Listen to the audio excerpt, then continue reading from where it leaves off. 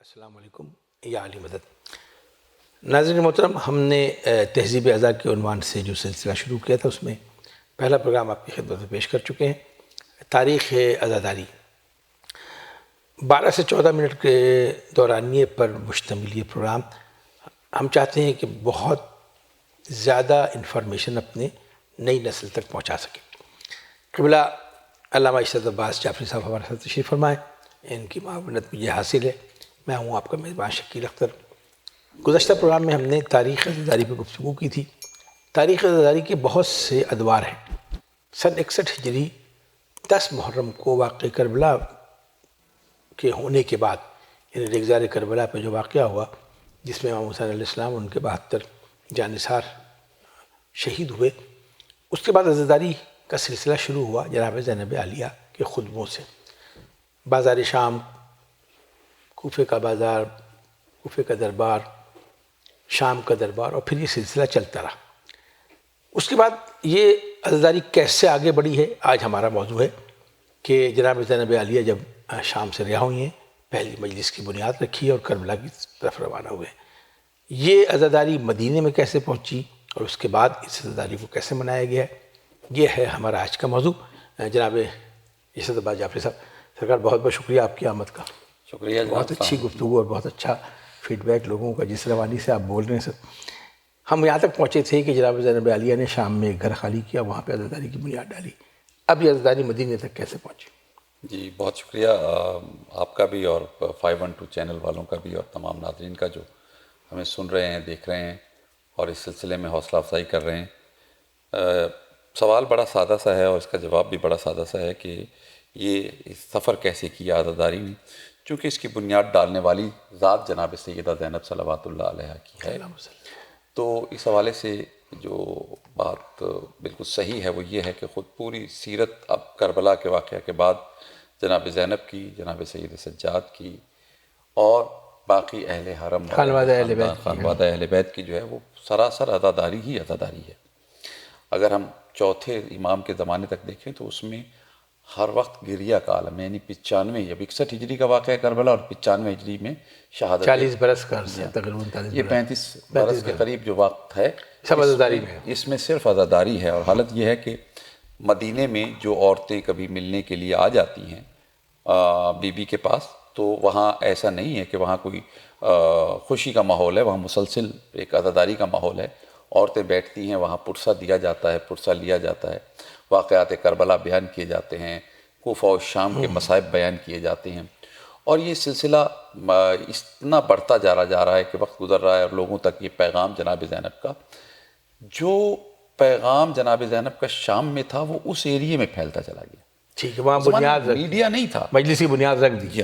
Media نہیں تھا. اصل میں تو یوں سمجھ لیجئے کہ جو دربار یزید میں خطبہ دیا تھا نا، اسی نے انقلاب برپا کر دیا تھا. اور انقلاب کیا برپا کیا تھا؟ اس میں فضائل آل محمد بیان کیا تھا. اور وہ جو جھوٹ بنو امیہ نے وہاں پر اپنا گھڑا ہوا تھا کہ اصل رشتہ دار رسول کے ہم ہیں اور باغی کربلا میں تھے جنہوں نے حکومت سے بغاوت کی، اور یہ وہ اس جشن کو منانے کے لیے یزید سے ایک بہت بڑی جو وہ کس خوش فہمی میں تھا، اس میں اس سے یہ غلطی سرزد ہوئی کہ اس نے دور دور کے علاقوں سے تمام ممالک کے سفرا کو بلوائے، سارے سفیر، سارے وزیر کہ میرے ہاں جشن ہے بہت بڑا، اور ہر علاقے کے لوگوں کو، جیسے آج پولیٹیکل پارٹیز کرتی ہیں کہ وہاں جلسہ کرنا ہے تو وہاں سے بسیں بھر بھر کے بھیجیں، تو ان کے جو بہی خواہ ہوتے ہیں جو ان سے وظیفے وصول کرتے ہیں، پھر ان کا کام ہوتا ہے کہ وہ اپنی وفاداری کے ثبوت کے طور پہ ہزاروں لوگ بھیجتے ہیں.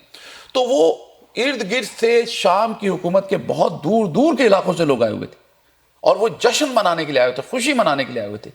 دربار شام کو آراستہ کیا جا رہا تھا. 3 دن تک قافلہ روکا گیا بازار حمیدیہ میں اور بازار شام میں، وہ جو تمام بازار تھا اور اس علاقے میں. اس دوران وہ جو دور دور سے آئے ہوئے تھے وہ پہنچ چکے تھے اور انہوں نے وہ تمام حالات دیکھے. اس کے بعد جناب سیدہ کا خطبہ ان کے کانوں تک پہنچا معجزے کے ذریعے سے. وہ جو خطبہ ان کے کانوں تک پہنچا، وہ اس خطبے کو لے کر اپنے اپنے علاقوں میں پلٹے اور انہوں نے جا کے بتایا کہ جو کچھ ہمیں بتایا گیا ہے وہ غلط ہے. سرکار یہ ساری چیزیں تاریخ کی کتابوں میں موجود ہیں؟ جی بالکل موجود ہیں. کوئی یہ اگر پوچھے کہ آپ کہاں سے باتیں کر رہے ہیں تو کیا جواب دیجیے؟ جی بالکل، ہم اس کے لیے حوالے ہمارے پاس تمام موجود ہیں اور انشاءاللہ اگلے پروگرام میں ہم یہ تمام. جی ہاں. اچھا، دربار شاہ میں جو سفرا ہے وہ مختلف ممالک کے، وہ تاثر لے کے کیا گئے اور کیسے پھر ان میں سے ایک سفیر کے لیے تو تاریخ یہ کہتی ہے کہ وہ وہاں پر شہید ہوا، کلمہ پڑھا اس نے، انہیں دیکھ کر بازار میں آیا، اپنے ساتھیوں کے ساتھ وہاں حالات دیکھے، اس نے تحقیق کی اور وہ جو بھی انہیں معلومات حاصل ہوئی اس کے روح سے اس نے کلمہ پڑھا اور مسلمان ہوا، اور آ کے یزید کے دربار میں اس نے یزید کے ساتھ کہا کہ تو نے یہ زیادتی کی ہے، ظلم کیا ہے۔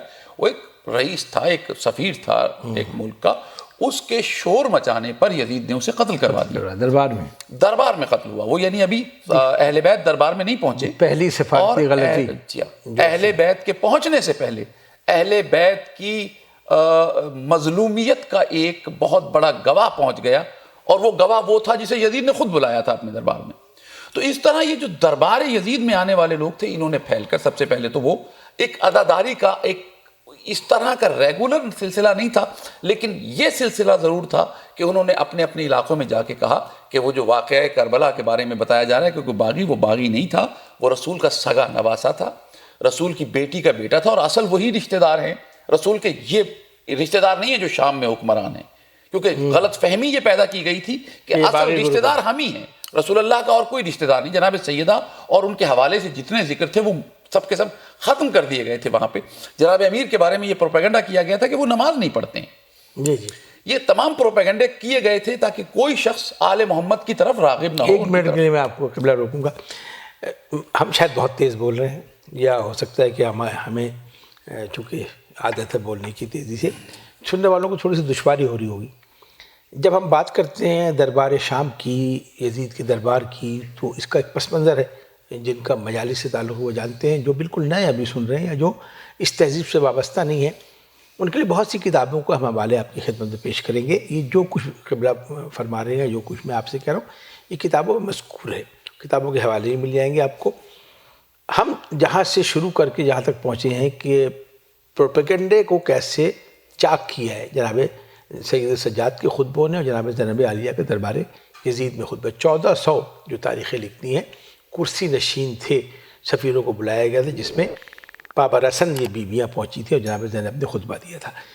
قبلہ نے جو گفتگو اب تک کی ہے اس اگر آپ تک پہنچ چکی ہے تو تھوڑا سا آگے اور بڑھیں گے، قبلہ سے بات کریں گے کہ وہاں جو پروپیگنڈا تھا، یعنی بہت بڑا پروپیگنڈا تھا کہ جب 19 رمضان کو ضرب لگی ہے مولا کائنات کو مسجد کوفہ میں، تو شام کی مسجد سے ایک نمازی نکلتے ہوئے پوچھتا ہے کہ ابو الحسن کا مسجد سے کیا تعلق ہے۔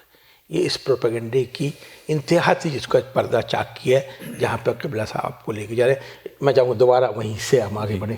تو وہ پیغام جناب زینب کے ذریعے سے یہ عزاداری کا پیغام پھیلتا چلا گیا، اور یقیناً میں یہ نہیں کہتا کہ لوگ یہ باتیں کر کے گریہ کرتے ہوں گے، لیکن یہ باتیں کرتے تھے کہ امام حسین پر ظلم کیا گیا، وہاں انہیں حیرت استجاب کی کیفیت، بھوکا پیاسا رکھا گیا، ان کے بچوں کو شہید کر دیا گیا، ان کے اہل حرم کو قیدی بنا دیا گیا۔ یہ تمام چیزیں وہ پیغامات تھے عزاداری کے حوالے سے جو پھیلتے چلے گئے۔ مطلب یہ صحیح ہے کہ اس میں شاید آنسو نہیں تھے، کوئی اور ذریعہ نہیں تھا، میڈیا کوئی ایسا نہیں تھا، یہی میڈیا تھا، یہی میڈیا تھا۔ یعنی وہی لوگ جنہیں یزید نے بلایا تھا اپنے جشن کے لیے، وہ جب اپنے گاؤں میں اپنے شہروں میں پلٹے تو وہ یہ پیغام لے کے پلٹے کہ جنہیں کربلا میں شہید کیا گیا ہے وہ باغی نہیں تھے، بلکہ وہ آل محمد کا گھرانہ ہے، اصل کا گھرانہ ہے، اصل رشتہ دار۔ ایک میں چاہوں گا آپ سے فائدہ اٹھاؤں، میں بھی ابھی میرے ذہن میں خیال آیا کہ ہم یہ تو بیان کرتے ہیں کہ قافلہ مدینے شام پہنچا، 1 سال قید رہا، اس کے بعد کربلا سے ہوتا ہوا مدینے آیا۔ میں چاہوں گا میں آپ کی موجودگی کا فائدہ اٹھاؤں۔ مدینے سے جب قافلہ کربلا سے چلا ہے اور مدینے پہنچا، اس میں کچھ عرصہ تو لگا ہوگا جی، کیا تاریخ کی کتابوں میں ان جگہوں کا تذکرہ ہے جہاں واپسی پہ جناب زینب عالیہ یا سید سجاد جو قافلہ لے کر آئے تھے اس کی کیا کیفیت ہے؟ چاہتے ہوئے تو آپ کو ساری منزلیں ملتی ہیں، امام حسین کہاں ٹھہرے، کہاں رکے، شام تک کس ملتی ہے، لیکن جب شام کو فتح کر کے جناب زینب عالیہ مدینے واپس آئی ہیں تو جتنا بھی سفر ہے اس میں کیا ہوا، مختلف قبیلوں میں، مختلف علاقوں میں جو رکتے ہوئے آئیں؟ یہ اصل میں اس قدر کیفیت گریہ کی تھی بیویوں کی بھی، اور ایک چھوٹا سا قافلہ تھا جس کے اندر چند محمل تھے، صرف 12 بیویاں تھیں زیادہ سے زیادہ جو بیان کی گئی ہیں، بچے شہید ہو چکے تھے سوائے امام محمد باقر علیہ السلام، بچوں میں ایک واحد تھے جن کا ذکر ملتا ہے کہ وہ واپس آئے ہیں، اور جناب سید سجاد تھے، بشیر تھا جو بشیر ابن یلزم کو لے کے چلے تھے شام سے اپنے ہمراہ، وہ وہاں پہ موجود تھا، وہ ساتھ چلا ہے. یہ ان لوگوں کے علاوہ یہ چھوٹا سا ایک قافلہ جا رہا تھا، اس کے لیے زیادہ تفصیلات اس طرح سے نہیں ہے کہ وہ کہاں رکے اور انہوں نے کیا وہاں پر کوئی مجالس کی یا کچھ بیان کیا.